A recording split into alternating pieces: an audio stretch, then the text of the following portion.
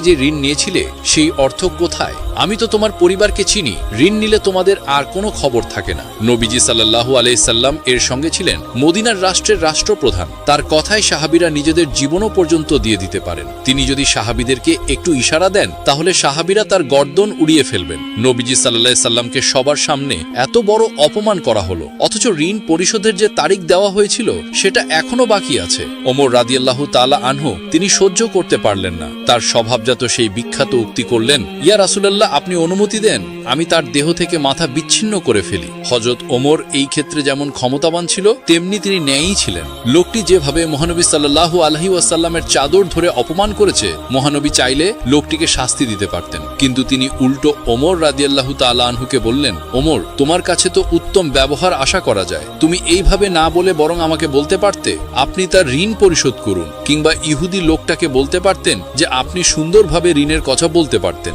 অসুন্দরের জবাব সুন্দর দ্বারা, অউত্তমের জবাব কিভাবে উত্তম দ্বারা দিতে হয় সেটা নবীজি সাল্লাল্লাহু আলাইহি সাল্লাম ওমর রাদিয়াল্লাহু তাআলা আনহু সহ উপস্থিত সাহাবীদেরকে শিখালেন। অতঃপর রাসূল সাল্লাল্লাহু আলাইহি সাল্লাম ওমর রাদিয়াল্লাহু তাআলা আনহুকে নির্দেশ দিলেন, ওমর যাও, তার সাথে এবং তাকে তার ঋণ পরিশোধের পর আরো 32 কেজি খেজুর দিও, কারণ তুমি তাকে ভয় দেখিয়েছো। ওমর রাদিয়াল্লাহু তাআলা আনহু ইহুদিকে সাথে নিয়ে গেলেন এবং তাকে তার প্রাপ্য ঋণ প্রদান করলেন এবং সাথে আরো 32 কেজির মতো খেজুর দিলেন। এমন ঘটনার পর ইহুদি তো অবাক, একে তো সে সময়ের আগে পাওনা দাবি করেছে, তার উপরে সবার সামনে নবীজি সাল্লাল্লাহু আলাইহি সাল্লামকে অপমান করেছে, তবুও নবীজি সাল্লাল্লাহু আলাইহি সাল্লাম তাকে তার পাওনা দিলেন এবং সাথে দিচ্ছেন আরো 32 কেজি খেজুর। তাই সেই ইহুদি জিজ্ঞাসা করলো, অতিরিক্ত এগুলো কেন? ওমর রাদিয়াল্লাহু তাআলা আনহু বললেন, কারণ আমি তোমাকে হুমকি দিয়েছি, সেটার কাফফারা হিসেবে নবীজি সাল্লাল্লাহু আলাইহি ওয়াসাল্লাম এগুলো দিতে বললেন। এ কথা শুনে লোকটি বলল, ওমর, তুমি কি জানো আমি কে? ওমর রাদিয়াল্লাহু তাআলা আনহু বললেন, না, আমি জানি না তুমি কে। লোকটি বলল, আমি যায়েদ ইবনে সুনা। তার নাম শুনে ওমর রাদিয়াল্লাহু তাআলা আনহু চক্ষু যেন চরক গাছ।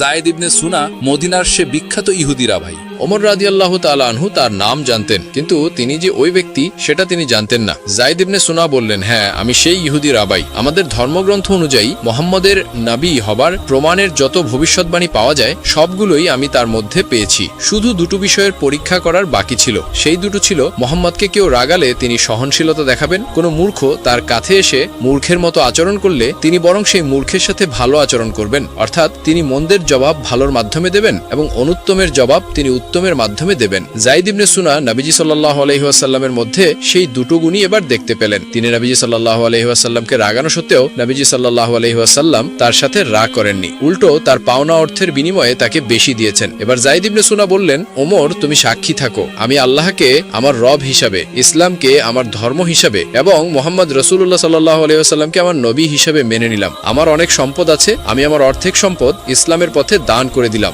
একদা হযরত আবু বকর রাদিয়াল্লাহু তাআলা আনহু এবং হযরত ওমর রাদিয়াল্লাহু তাআলা আনহু 3 দিন ধরে নবীজিকে খুঁজে পাচ্ছিলেন না। অবশেষে হযরত আবু বকর রাদিয়াল্লাহু তাআলা আনহু এবং হযরত ওমর মুনাফিকদের কাছে গেলেন। মুনাফিকদের কাছে গিয়ে হযরত ওমর তলোয়ার তা করে বললেন, হে মুনাফিকের বাচ্চারা, আমার নবীকে কোথাও খুঁজে পাওয়া যাচ্ছে না, তোরা বল আমার নবীজি কোথায় আছে, না হলে সবগুলোকে আজকে আমি কতল করে ফেলবো। তখন মুনাফিকরা বলতে লাগলো, হে ওমর, বিশ্বাস করো আমরা কোথাও তোমার নবীকে দেখিনি। তখন হযরত আবু বকর রাদিয়াল্লাহু তাআলা আনহু ওমরকে বললেন, ওমর, চলো আমরা সামনের রাস্তাটাতে যেয়ে দেখি, যেখানে কিছু রাখাল থাকে তাদেরকে জিজ্ঞেস করলে হয়তো দয়ার নবীর খোঁজ পাওয়া যেতে পারে। অতঃপর তারা দুজন মিলে সামনের দিকে হাঁটা শুরু করলো। কিছু দূর যাবার পর তারা কিছুটা রাখালকে দেখলেন। হযরত ওমর রাদিয়াল্লাহু তাআলা আনহু রাখালকে জিজ্ঞেস করলেন, তোমরা এদিক দিয়ে আমাদের বিশ্বনবীকে যাইতে দেখেছো? তখন রাখালদের পক্ষ থেকে একজন রাখাল বললেন, আজকে 3 দিন যাবত পাশের গুহায় একজন লোক কান্না করে চলছে। তার কান্নার জন্য আমাদের পশুগুলো আজকে 3 দিন যাবত কোনো ঘাস পানি খাচ্ছে না, বাচ্চারা দুধ পান করছে না, দুধে মুখ লাগাচ্ছে না, মনে হচ্ছে আমাদের পশুগুলো যেন 3 দিন ধরে কান্না করছে। ভাই, তোমরা তোমাদের লোককে নিয়ে যাও, তাইলে হয়তো আমাদের পশুগুলো আগের মতো খাবার খাওয়া শুরু করবে। এবার হযরত আবু বকর রাদিয়াল্লাহু তাআলা আনহু হযরত ওমরকে বললেন, ওমর, যার কান্না শুনে পশু পাখিরা পর্যন্ত খাওয়া দাওয়া ছেড়ে দিয়েছে সে আর কেউই হবে না, তিনি আমাদের নবী হযরত মুহাম্মদ সাল্লাল্লাহু আলাইহি ওয়াসাল্লাম হবে। তখন হযরত আবু বকর নবীর খোঁজে গুহার দিকে চললেন। আবু বকর এবং এবং হজরত ওমর রাদিয়াল্লাহু তাআলা আনহু গুহার মধ্যে গিয়ে দেখলেন আমাদের নবী সেজদায় পড়ে উম্মতি উম্মতি বলে কান্না করছে।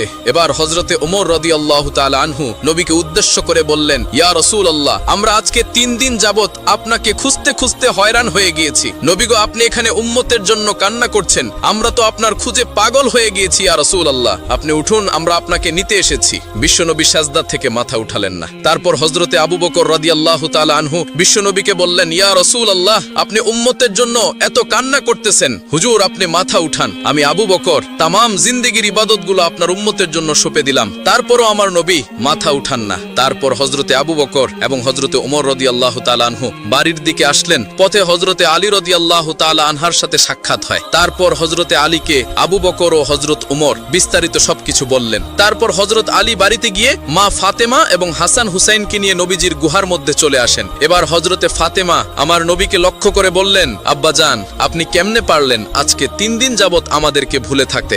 আমরা আপনাকে সমস্ত জায়গায় খুঁজে খুঁজে হয়রান হয়ে গিয়েছি আপনার নাতি হাসান এবং হুসাইন কান্না করছে। আব্বাজান, আপনি উঠুন, আমরা আপনাকে নিতে এসেছি। তারপরেও আমার নবীজি মাথা উঠান না। এবার হযরত ফাতিমা রাদিয়াল্লাহু তাআলা আনহা আমার নবীকে বললেন, ইয়া রাসূলুল্লাহ, আমি ফাতিমা কথা দিচ্ছি আমার আদরের হাসান এবং হুসাইনকে আপনার উম্মতের জন্য কুরবানি করে দিলাম। এবার আমার আল্লাহ হযরত জিব্রাইল আলাইহিস সালামকে ডেকে বললেন, হে জিব্রাইল, তুমি এখনই যাও, গিয়ে আমার বন্ধুকে মাথা উঠাতে বলো এবং কান্না বন্ধ করতে বলো। জিব্রাইল, আমার বন্ধুকে জানিয়ে দাও, আমি আল্লাহ কথা দিচ্ছি আমার বন্ধুকে না জিজ্ঞেস করে আমার বন্ধুর একটা উম্মতকেও আমি জাহান্নামে দেব না। অতঃপর জিব্রাইল আলাইহিস সালাম আল্লাহর নবীর কাছে এসে আল্লাহ রাব্বুল আলামিনের কথাগুলো নবীকে শুনিয়ে দিলেন। আমার নবী এরপর মাথা উঠান।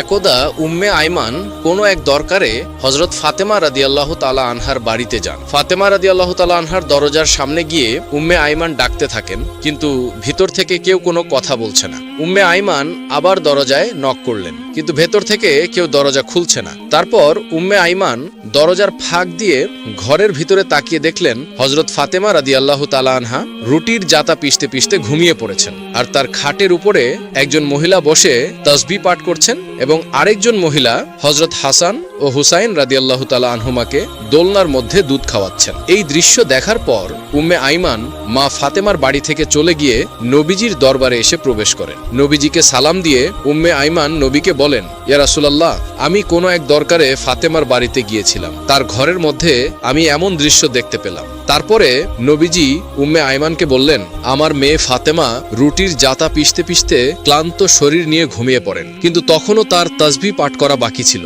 তাই আমার আল্লাহ রাব্বুল আলামিন হযরত ফাতেমা রাদিয়াল্লাহু তাআলা আনহার ঘরে 2 জন ফেরেশতা পাঠিয়ে দেন। একজন ফেরেশতা ফাতেমার অসমাপ্ত কাজগুলো করেছেন এবং আরেকজন ফেরেশতা হযরত হাসান ও হুসাইন রাদিয়াল্লাহু তাআলা আনহুমাকে দোলনার মধ্যে ঘুম পাড়াচ্ছেন। তুমি যেই 2 জন মহিলাকে দেখেছো তারা কোনো মহিলা নয়, তারা আল্লাহ রাব্বুল আলামিনের পাঠানো ফেরেশতা। তখন উম্মে আইমান এই কথা শুনে আল্লাহু আকবার বলে নবীজির দরবার থেকে বের হয়ে পড়েন। আর কিছুদিন পর বিশ্বনবী হযরত ফাতেমা রাদিয়াল্লাহু তাআলা আনহার বাড়িতে গেলেন ফাতেমাকে দেখার জন্য। নবী যখন ফাতেমার ঘরের মধ্যে প্রবেশ করলেন তখন ফাতেমার মুখটা অনেক মলিন দেখাচ্ছিল। আমাদের নবী ফাতেমাকে জিজ্ঞেস করলেন, মা, তুমি কি অসুস্থ?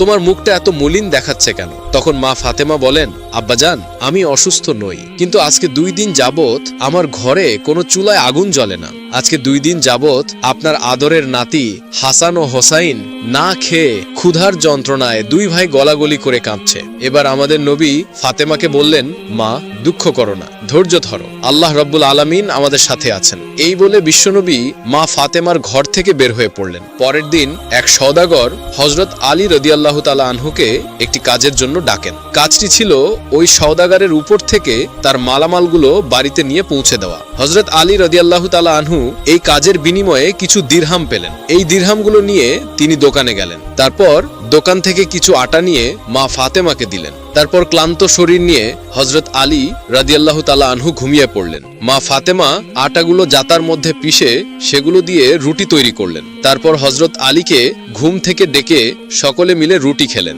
সকলেই খাবার শেষ হবার পরে মা ফাতেমা কিছু রুটি আবার নবীজির জন্য নিয়ে আসেন। মা ফাতেমা নবীজিকে রুটিগুলো দিয়ে বলেন, আব্বাজান, আপনি এই রুটিগুলো খান। আব্বাজান, আজকে 2 দিন পর আমাদের ভাগ্যে কিছু রুটি জুটেছে। আমাদের নবী 3 দিন উপবাস থাকার পর রুটিগুলো খেলেন এবং তারপর মা ফাতেমাকে বললেন, মা, আজকে 3 দিন পর আমি তোমার দেওয়া এই রুটি খেলাম। এই ঘটনাটি বিশ্বনবী দুনিয়া ছেড়ে চলে যান। নবীজি দুনিয়া ছেড়ে চলে যাওয়ার 2 দিন পর হযরত আবু বকর রাদিয়াল্লাহু তাআলা আনহু একাকী কোথাও হেঁটে যাচ্ছিলেন। প্রতিমধ্যে তিনি দেখতে পেলেন সামনে ইবলিস শয়তান দাঁড়িয়ে কান্না করছে। তখন হযরত আবু বকর ইবলিসকে উদ্দেশ্য করে বললেন, হে ইবলিস, তুমি কেন কান্না করছো? এখন তো তোমার খুশির দিন, বিশ্বনবী দুনিয়া ছেড়ে চলে গিয়েছে।